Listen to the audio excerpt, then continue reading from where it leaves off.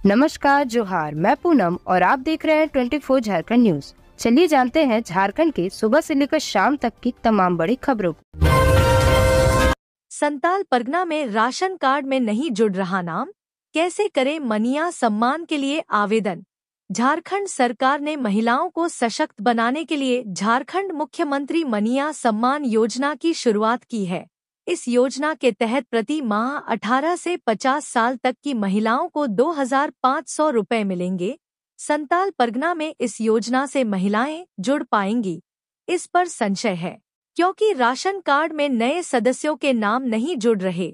मनिया सम्मान योजना के लिए ration card होना अनिवार्य है।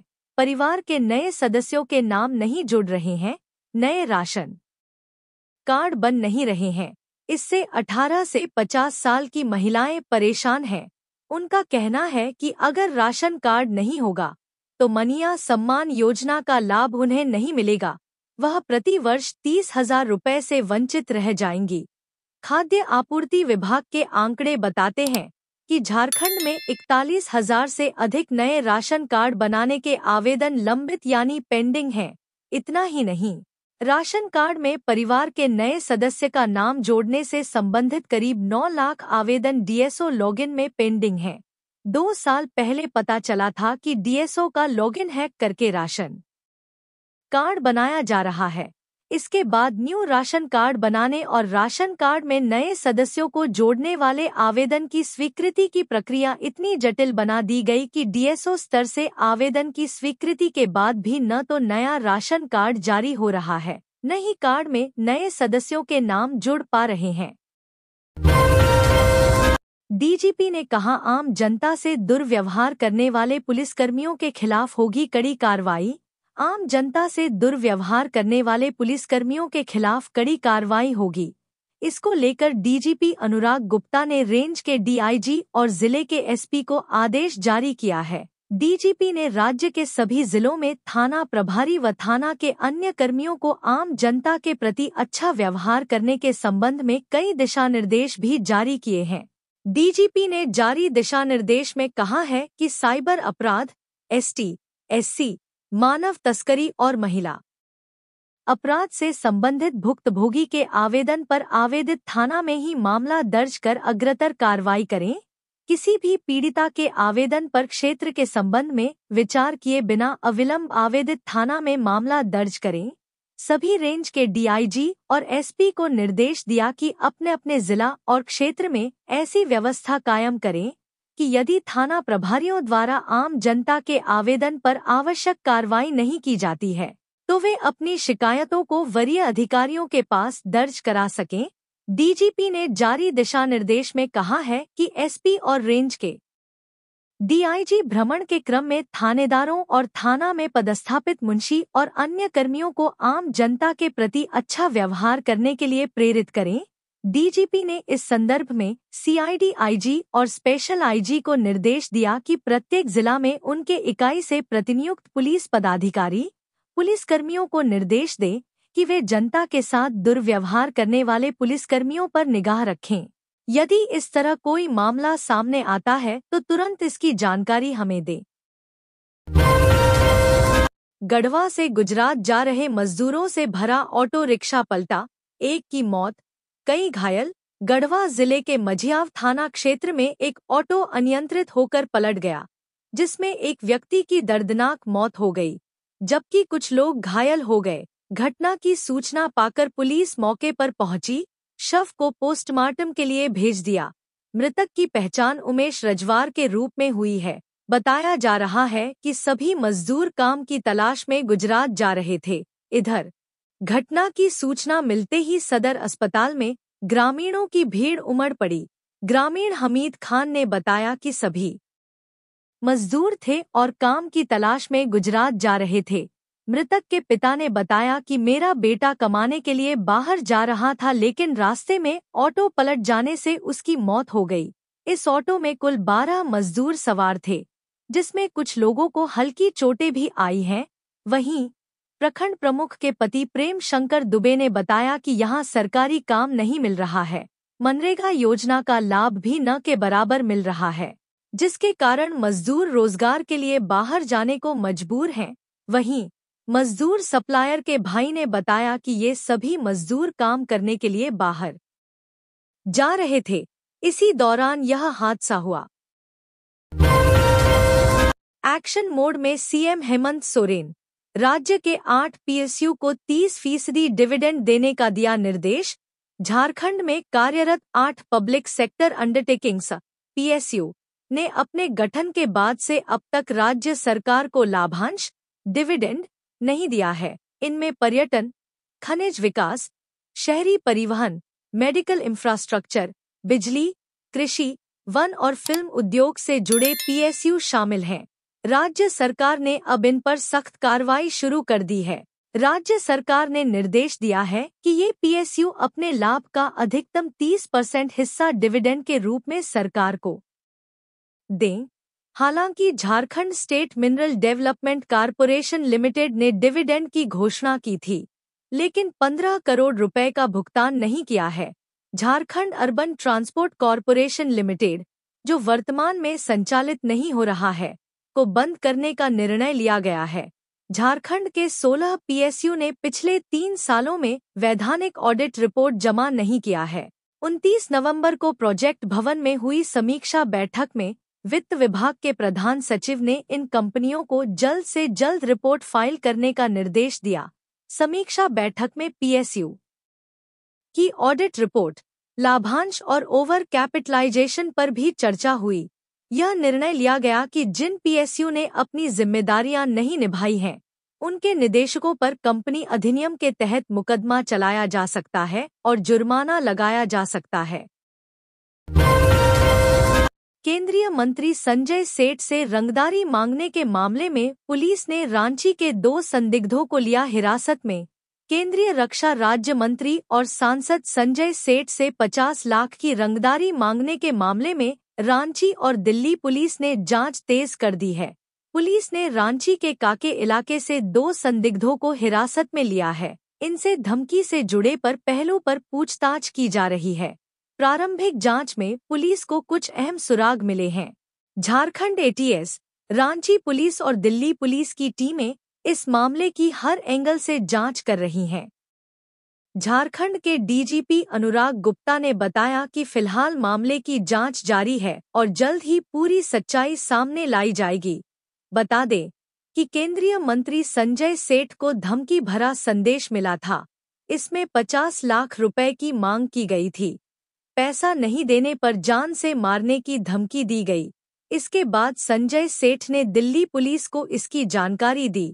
दिल्ली के डीसीपी ने तुरंत मामले की जांच शुरू की। जांच में सामने आया कि धमकी वाला संदेश रांची के काके स्थित होचर से भेजा गया है। इसके बाद दिल्ली पुलिस की एक टीम रांची पहुंची।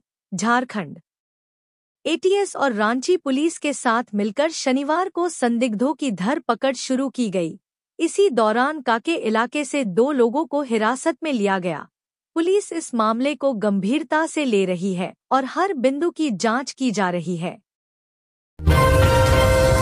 बाबूलाल मरांडी ने कहा, मनिया योजना में हो रही लापरवाहियों से माताएं बहनें सशंकित।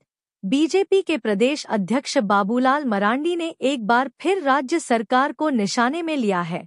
उन्होंने एक्स पर पोस्ट शेयर कर कहा कि प्रदेश की माताएं बहनें मनिया सम्मान योजना में हो रही लापरवाहियों से सशंकित हैं।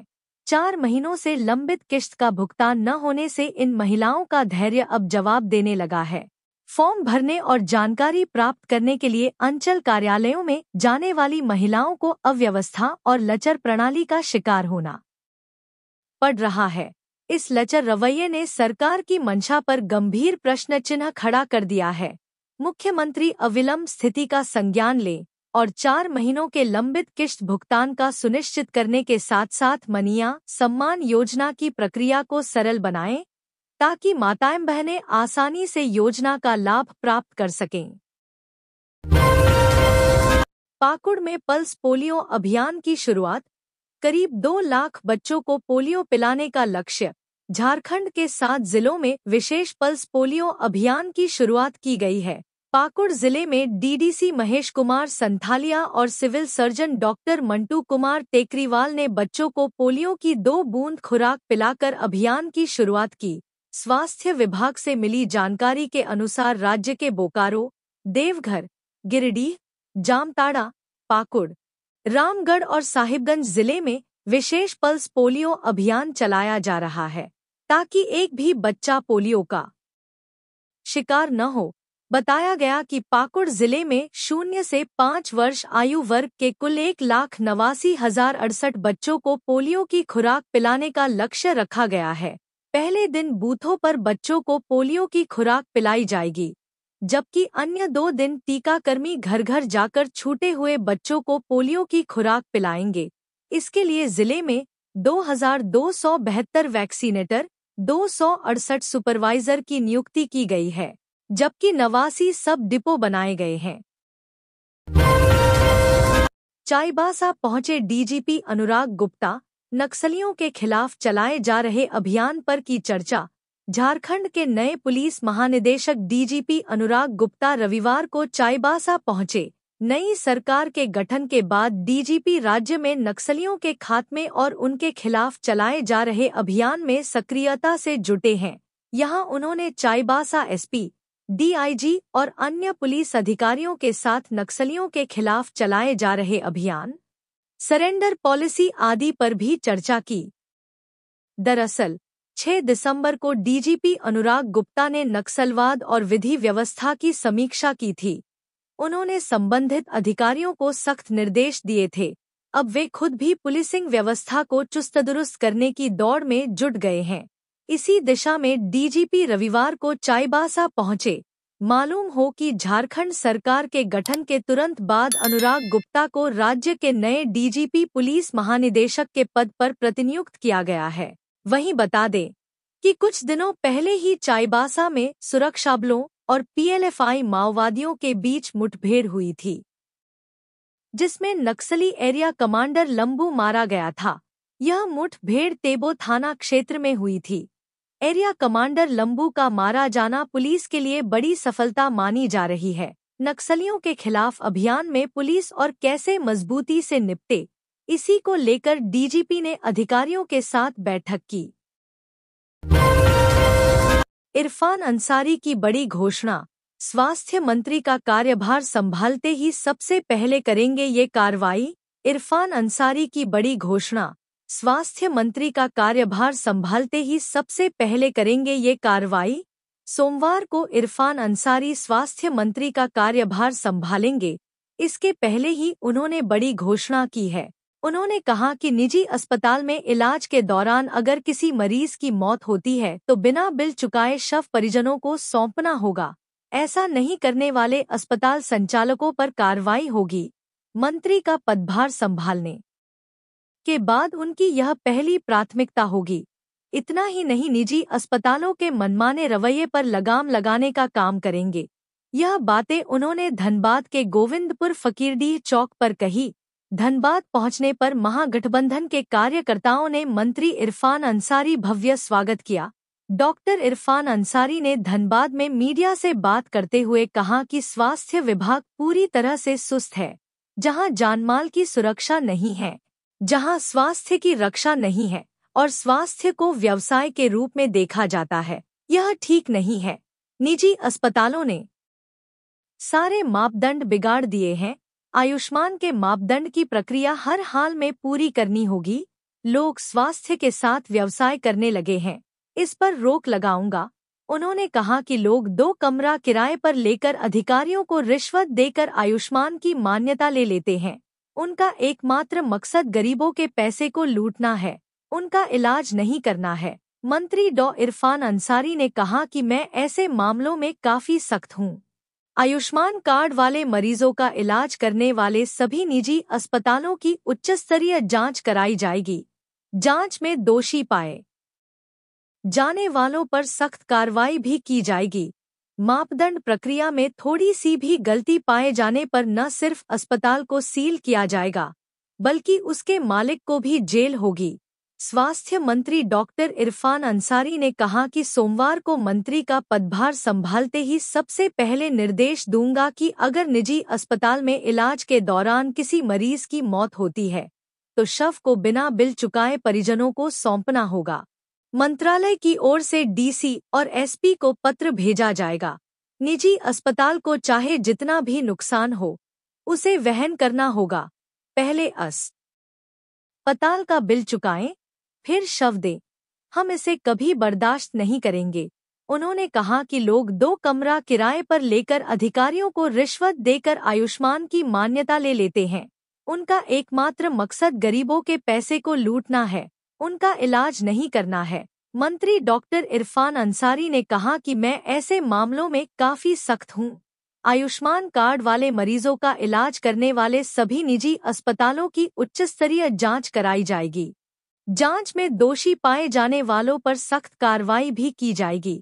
मापदंड प्रक्रिया में थोड़ी सी भी गलती पाए जाने पर न सिर्फ अस्पताल को सील किया जाएगा बल्कि उसके मालिक को भी जेल होगी। पलामू में पुलिस ने 4 अपराधियों को किया गिरफ्तार। हथियार का भय दिखाकर घर को लूटा था। पलामू के पांकी थाना क्षेत्र के गजबोर ग्राम स्थित कृष्णा सोनी के घर में 23 अक्टूबर को रात के करीब 1 बजे 6 अपराधियों ने हथियार का भय दिखाकर घर में रखे सोना चांदी के जेवर एवं रुपए को लूट लिया था। घटना की गंभीरता को देखते हुए पुलिस अधीक्षक पलामू के आदेशानुसार अनुमंडल पुलिस पदाधिकारी लेस्लीगंज के निर्देशानुसार एक छापामारी टीम का गठन किया गया। कांड अनुसंधान के समय 7 दिसंबर को गुप्त सूचना मिली कि घटना में संदिग्ध अपराधी दूब ग्राम आया हुआ है। इसके बाद इसकी सूचना वरीय पदाधिकारी को दी गई। पुलिस ने छापेमारी टीम बनाकर अपराधी के घर में छापेमारी कर उसे पकड़ा। अपराधी की पहचान उपेंद्र कुमार उर्फ उपेंद्र विश्वकर्मा के रूप में हुई है। अपराधी ने अपना जुर्म स्वीकार कर लिया है। साथ ही अन्य अपराधियों के नाम भी उसने बता दिया है। इसी के आधार पर छापेमारी दल ने अलग अलग जगहों पर घटना में शामिल अपराध कर्मियों को गिरफ्तार किया। साथ ही घटना में लूटा गया सोना, चांदी, मोबाइल और घटना में प्रयोग किया गया लोहे का रड, देशी एटर हथियार, हेक्सा कटर को बरामद किया गया। झारखंड सरकार ने आईएएस संवर्ग में प्रोन्नति के लिए यूपीएससी को सौंपी सूची। राज्य सरकार ने गैर प्रशासनिक सेवा से आईएएस संवर्ग में प्रोन्नति के लिए अफसरों के नामों की सूची यूपीएससी को सौंप दी है। इस बार राज्य सरकार ने 21 अफसरों की सूची यूपीएससी को सौंपी है। इनमें से 6 अफसरों को आईएएस संवर्ग में प्रोन्नति दी जाएगी। नियमित एक पद के लिए 5 नाम भेजे जाने का प्रावधान है, लेकिन अफसर नहीं मिलने के कारण 30 की जगह 21 नाम ही भेजे गए हैं। यह प्रोन्नति 2020, 2021 और 2021-22 के बैकलॉग सहित कुल 6 पदों पर दी जाएगी। राज्य सरकार द्वारा यूपीएससी को भेजी गई सूची में समाज कल्याण से 7, शिक्षा से 3, पथ निर्माण से 3, श्रम विभाग से 2, वाणिज्य कर विभाग से 1, स्वास्थ्य से 1, कृषि से 1, जरेडा से 1, कैबिनेट से 1 और आईपीआरडी से 1 अफसर के नाम भेजे गए हैं। भेजे गए अफसरों के नामों में राजेश प्रसाद, सुमंत तिवारी, विकास कुमार, विजय कुमार सिन्हा, प्रीति रानी, एसपी सिन्हा, धनंजय कुमार सिंह, विजय कुमार सिन्हा, आनंद, अलका जायसवाल, शिवेंद्र कुमार, कंचन सिंह, सीता पुष्पा और दीपक सहाय का भी नाम शामिल है। पशु तस्करी के खिलाफ कार्रवाई। कंटेनर में भरकर बंगाल ले जाए जा रहे थे जानवर, 5 गिरफ्तार। डीजीपी के निर्देश का असर खूंटी में दिखने लगा है। रविवार की अहले सुबह खूंटी पुलिस ने पशु तस्करी मामले में 33 पशुओं को मुक्त कराया और खूंटी थाने ले आई। मौके पर 5 तस्करों को भी गिरफ्तार किया गया। बताया जा रहा है कि बरामद पशुओं को कंटेनर में लाद कर पश्चिम बंगाल ले जाया जा रहा था। पुलिस मामला दर्ज कर तस्करों से पूछताछ कर रही है। फिलहाल पुलिस ने तस्करों के बारे में खुलासा नहीं किया है, लेकिन दावा है कि सभी तस्कर खूंटी, रांची और आसपास के जिलों के रहने वाले हैं। जो पिछले कई वर्षों से पशु तस्करी में संलिप्त हैं। जानकारी के अनुसार डीएसपी वरुण रजक को लगातार सूचना मिल रही थी कि खूंटी के रास्ते लगातार पशुओं की तस्करी की जा रही है।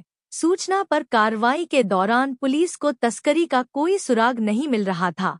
इसी बीच देर रात उन्हें फिर सूचना मिली कि एक बड़े कंटेनर में पशुओं की तस्करी की जा रही है। सूचना के तहत खूंटी-तमाड़ की सड़कों पर जांच अभियान चलाया गया। इस दौरान एक 14 चक्का कंटेनर को रोका गया, जहां जांच के दौरान कंटेनर से 33 पशु बरामद किए गए। साथ ही मौके से 5 लोगों को हिरासत में लिया गया। पशु तस्करी मामले में खूंटी पुलिस की यह पहली कार्रवाई है जब इतनी बड़ी संख्या में पशु बरामद किए गए। सूत्रों के अनुसार पशु तस्करी के इस धंधे में खूंटी जिले के मुरही, पिपराटोली, फूडी, रेवा, मनहू, कर्रा के जलटंडा, तोरपा के तपकारा और रनिया इलाके के दर्जनों लोग शामिल हैं। डीएसपी वरुण रजक ने बताया कि गिरफ्तार तस्करों से पूछताछ की जा रही है। पूछताछ में कई तस्करों के नाम का खुलासा हुआ है। इस बयान के तहत मामले की जांच की जा रही है। जल्द ही अन्य तस्करों को भी गिरफ्तार कर लिया जाएगा। डीएसपी ने बताया कि मामले की जांच पूरी होने के बाद तस्करों के खिलाफ सख्त कार्रवाई की जाएगी और सभी जेल जाएंगे। 3 साइबर अपराधी गिरफ्तार। बिजली विभाग का फर्जी अधिकारी बनकर करते थे ठगी। लगातार कार्रवाई के बावजूद साइबर अपराधी अपनी करतूतों से बाज नहीं आ रहे हैं। ऐसे अपराधी मौका मिलते ही लोगों को ठग रहे हैं। गिरिडीह पुलिस ने 3 ऐसे अपराधियों को गिरफ्तार किया है जो फर्जी बिजली अधिकारी बनकर लोगों को फोन करते थे और फिर बिजली कनेक्शन काटने के नाम पर ठगी करते थे। तीनों को गांडेय थाना क्षेत्र के आहार डीह के पास से गिरफ्तार किया गया है। गिरिडीह एसपी डॉक्टर विमल कुमार ने प्रेस कॉन्फ्रेंस कर यह जानकारी दी है। उन्होंने बताया कि उन्हें गुप्त सूचना मिली थी कि गांडेय थाना क्षेत्र के डाक बंगला मुख्य सड़क के किनारे कुछ साइबर अपराधी अपराध कर रहे हैं। उक्त सूचना के आधार पर साइबर थाना गिरिडीह के अवर निरीक्षक गुंजन कुमार, अवर निरीक्षक संजय मुखियार, गांडेय थाना प्रभारी आनंद प्रकाश सिंह एवं सशस्त्र बल के सहयोग से छापेमारी की गई और तीनों को गिरफ्तार कर लिया गया। इस संबंध में साइबर थाना कांड संख्या 41/2024 दर्ज किया गया है। एसपी ने बताया कि गिरफ्तार आरोपियों ने बताया है कि ये लोग रैंडम नंबर पर सीरियल कॉल कर खुद को बिजली विभाग का फर्जी अधिकारी बताकर बकाया बिजली बिल जमा करने को कहते हैं, नहीं तो बिजली कनेक्शन कट जाने की बात कहकर लोगों को डराते हैं, जिसके बाद लोगों को झांसा देकर ठगी करते हैं। साथ ही लोगों के व्हाट्सएप पर एपीके फाइल भेजकर और उनके मोबाइल को हैक कर ठगी करते हैं। सुप्रियो भट्टाचार्य के बयान पर बीजेपी का पलटवार। विजय चौरसिया ने कहा, सत्ता का अहंकार न पाले झामुमो। भाजपा के प्रदेश प्रवक्ता विजय चौरसिया ने झामुमो महासचिव सुप्रियो भट्टाचार्य के बयान पर पलटवार किया है।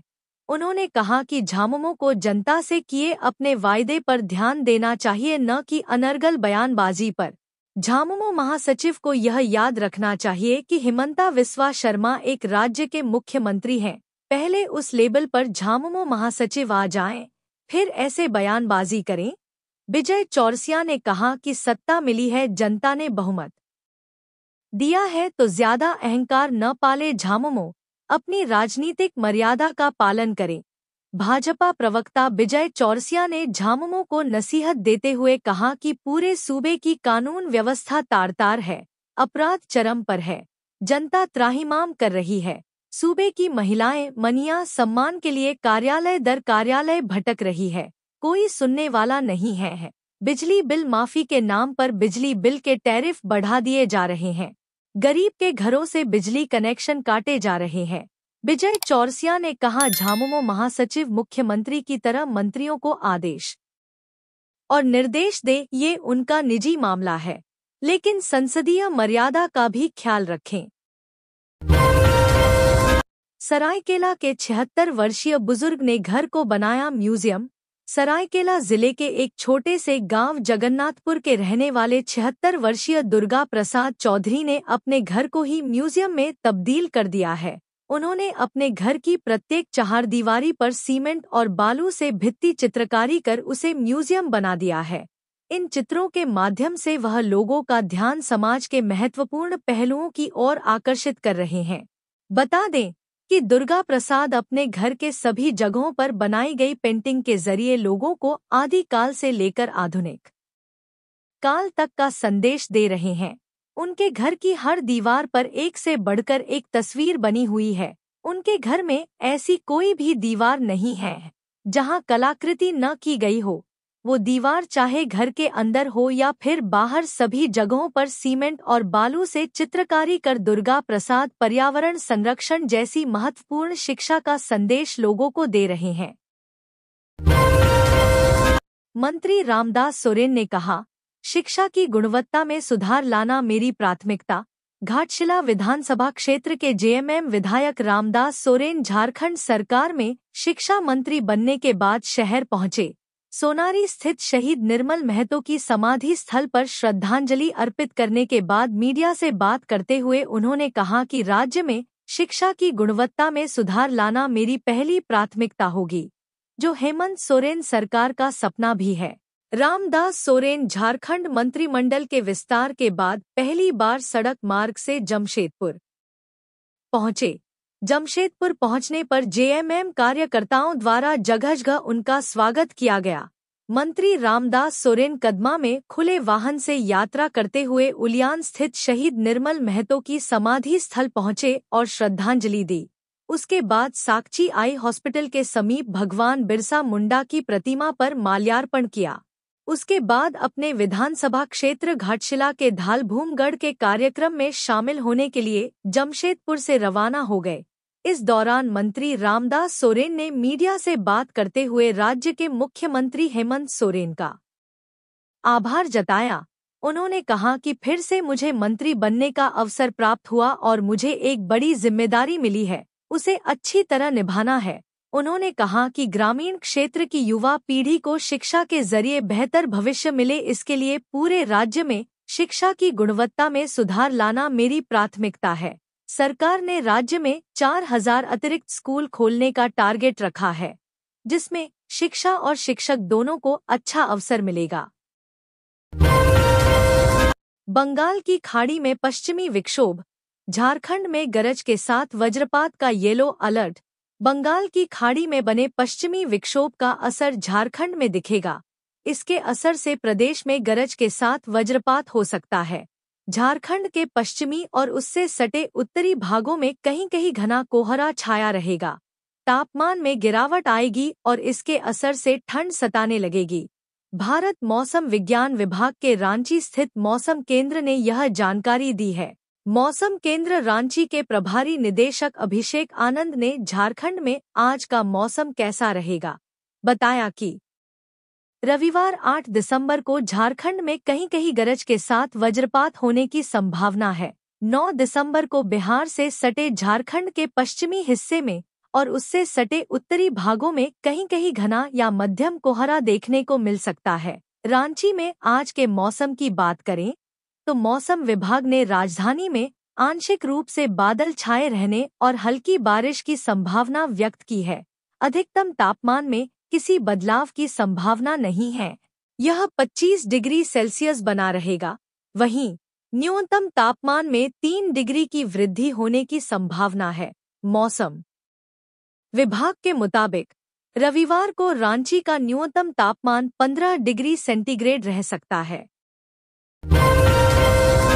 सिमडेगा गांव के लोग नदी और चुओं का दूषित पानी पीने को विवश है, प्रशासन नहीं दे रहा ध्यान। सिमडेगा जिले के जलडेगा प्रखंड का हर अंतिम गांव आज पेयजल और बिजली की समस्या से जूझ रहा है। ऐसा नहीं है कि पंचायत के विकास मद में पेयजल की समस्या को लेकर कोई काम किया ना गया है। सभी पंचायतों में 14वें वित्त आयोग, 15वें वित्त आयोग एवं पेयजल एवं स्वच्छता विभाग की सरकारी राशि से लाखों की लागत में गांवों में स्वच्छ पेयजल के लिए सोलर जलमीनार लगाया गया है, पर जलमीनार कम गुणवत्ता का होने के कारण एक वर्ष भी सही तरह से चल नहीं पाया। वर्तमान में जलमीनार का काम गांव की शोभा बढ़ाने के अलावा कुछ नहीं है। मामला जलडेगा प्रखंड अंतर्गत 3 गिना पंचायत के टिकरा गांव का है। जिम्मेदारों की उदासीनता के कारण यहां के लोग नदी, डाड़ी और चुआ का दूषित पानी पर आश्रित हो गए हैं। कुछ नल और जलमीनार में तो जंग लगना शुरू हो गया है। इसके चलते ग्रामीण नदी का प्रदूषित पानी को अमृत मानकर पीने को विवश हैं। झारखंड विधानसभा सत्र की तैयारी में सत्ता पक्ष और विपक्ष सदन में होंगे आमने सामने। हेमंत सोरेन के नेतृत्व में राज्य में लगातार दूसरी बार बनी इंडिया गठबंधन की सरकार आगामी विधानसभा सत्र के दौरान विश्वासमत हासिल करने की तैयारी में जुटी है। आगामी 9 दिसंबर से शुरू हो रहे झारखंड विधानसभा का यह सत्र कई मायनों में अहम होगा। सदन की कार्यवाही पर जहां चुनाव परिणाम का झलक दिखेगा, वहीं दूसरी ओर विपक्ष सरकार को घेरने की कोशिश में जुटी रहेगी। 12 दिसंबर तक चलने वाले सदन की कार्यवाही पर संसदीय कार्य मंत्री राधाकृष्ण किशोर ने कहा कि सरकार संक्षिप्त सत्र होने के बावजूद संवैधानिक औपचारिकता को पूरी करते हुए सरकार के द्वारा 3 दिवसीय इस सत्र के दौरान अनुपूरक बजट के साथ साथ राज्यपाल के अभिभाषण पर भी चर्चा होगी। राधाकृष्ण किशोर ने कहा कि मेरा प्रयास होगा कि सत्ता पक्ष और विपक्ष के सदस्यों के साथ सामूहिक प्रयास से एजेंडा के अनुरूप सदन की कार्यवाही चले और उसका सदुपयोग हो। उन्होंने कहा कि सदन में विपक्ष के द्वारा उठाए गए सवालों का जवाब भी दिया जाएगा। लोकतांत्रिक प्रक्रिया में सदन की मर्यादा है। हेमंत सोरेन: सरकार इसका खास ध्यान रखती है और मेरी भी अवधारणा है कि जनता से जुड़े सही सवाल यदि सदन में आते हैं तो उसका ध्यान रखा जाए और उसी पर आगे सरकार काम करे। राज्य की कानून व्यवस्था सहित कई मुद्दे पर विपक्ष हेमंत सोरेन सरकार को घेरने की तैयारी में है। भारतीय जनता पार्टी जल्द ही सदन की कार्यवाही को लेकर विधायक दल की बैठक करने वाली है, जिसमें सदन को लेकर रणनीति तय होगी। भाजपा विधायक सीपी सिंह कहते हैं कि इस कार्यकाल का चूंकि यह पहला सत्र होगा, इसलिए अभी इस सरकार को उछलने का मौका दे रहे हैं। बहरहाल सियासी गहमागहमी के बीच सोमवार यानी 9 दिसंबर से विधानसभा का सत्र शुरू हो रहा है, जिस दौरान सत्ता पक्ष विपक्ष आमने सामने होंगे। गोविंदपुर और निरसा जीटी रोड पर जाम की समस्या का जल्द होगा समाधान, डीसी ने अधिकारियों को दिए निर्देश। धनबाद के गोविंदपुर और निरसा के जीटी रोड पर लोगों को लगातार सड़क जाम की समस्या से जूझना पड़ रहा है। जीटी रोड पर वाहनों की लंबी कतार लग जा रही है, जिसको लेकर शनिवार को डीसी माधवी मिश्रा की अध्यक्षता में जिला सड़क सुरक्षा समिति की मासिक बैठक समाहरणालय के सभागार में हुई। बैठक में डीसी ने गोविंदपुर और निरसा में जाम, बैंक मोड़, फ्लाईओवर और सड़कों पर घूम रहे आवारा पशुओं की समस्या के समाधान के लिए संबंधित विभाग को अविलंब कार्रवाई करने का निर्देश दिया है। गोविंदपुर में जाम को लेकर उपायुक्त ने एनएचएआई को सर्विस रोड के अधूरे निर्माण को जल्द पूरा करने, सर्विस रोड से अतिक्रमण हटाने, गोविंदपुर थाना के पास सर्विस रोड पर खड़ी गाड़ियों को हटाने और सड़क पर साइन बोर्ड लगाने का निर्देश दिया। वहीं निरसा में नेशनल हाईवे पर लगने वाले जाम को लेकर डीसी ने एनएचएआई को सर्विस रोड से अतिक्रमण हटाने और अधूरे निर्माण को जल्द पूरा करने का निर्देश दिया। डीसी ने कहा कि नेशनल हाईवे के गोविंदपुर और निरसा में सड़क जाम एक बड़ी समस्या बन गई है। इसका मुख्य कारण एनएचएआई द्वारा आधा अधूरा सर्विस लेन का निर्माण, एनएचएआई की सड़क पर अतिक्रमण और उचित साइनेज नहीं लगाना है। सड़क जाम के साथ साथ आए दिन दुर्घटनाएं भी होती रहती हैं। एनएचएआई को इसकी गंभीरता को समझना चाहिए और अधूरे निर्माण कार्य और सड़क को अतिक्रमण मुक्त करने की दिशा में ठोस कदम उठाना चाहिए। इसके लिए जिला प्रशासन की ओर से हर संभव मदद की जाएगी। साथ ही डीसी ने नगर निगम को सड़क पर घूमने वाले आवारा पशुओं को लेकर ठोस कार्रवाई करने का निर्देश दिया। उपायुक्त ने कहा कि लोग अपने पालतू पशुओं को सड़क पर छोड़ देते हैं, जो पैदल चलने वालों और वाहन चालकों के लिए खतरा साबित हो रहे हैं। उन्होंने सड़क पर घूमने वाले आवारा पशुओं को पकड़ने और पशु मालिक पर सार्वजनिक उपद्रव, फैलाने के लिए जुर्माना लगाने और उनके खिलाफ कार्रवाई करने का निर्देश दिया। तो ये थी आज की झारखंड की टॉप बड़ी खबरें। इसी तरह झारखंड की हर छोटी सी बड़ी खबर देखने के लिए आप हमारे चैनल 24 झारखंड न्यूज को सब्सक्राइब करके बेल आइकन प्रेस कर ले, जिससे झारखंड की हर छोटी सी बड़ी खबर की अपडेट आप तक पहुंचता रहे। तो आज के लिए बस इतना ही, हमें दीजिए इजाजत, फिर मिलते हैं नेक्स्ट न्यूज में।